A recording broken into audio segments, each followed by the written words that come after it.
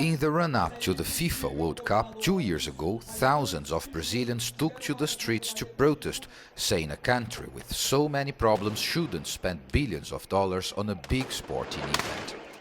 As the 2016 Olympics in Rio de Janeiro approaches, citizens aren't complaining as much about the project, and now most of the work seems to be on schedule for the competition.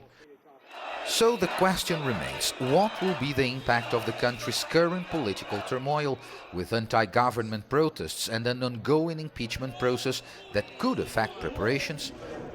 Just a few days ago, the sports minister George Hilton was replaced in a politically driven cabinet shuffle. Analysts say this shouldn't bring new problems.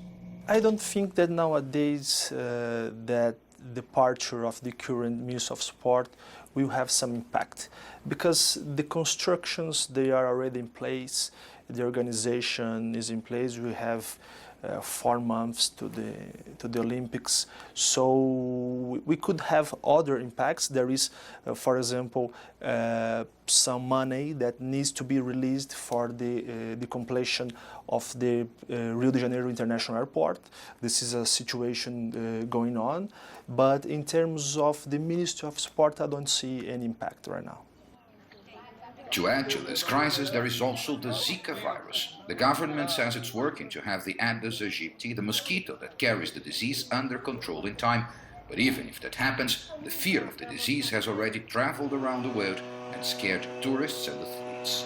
I can imagine somebody that is outside Brazil, he just read and see on TVs about corruption, about political situation, about Zika virus, about violence. Of course, it makes more difficult for the people to come. Actually, we are losing a lot. I don't think the games will be a failure.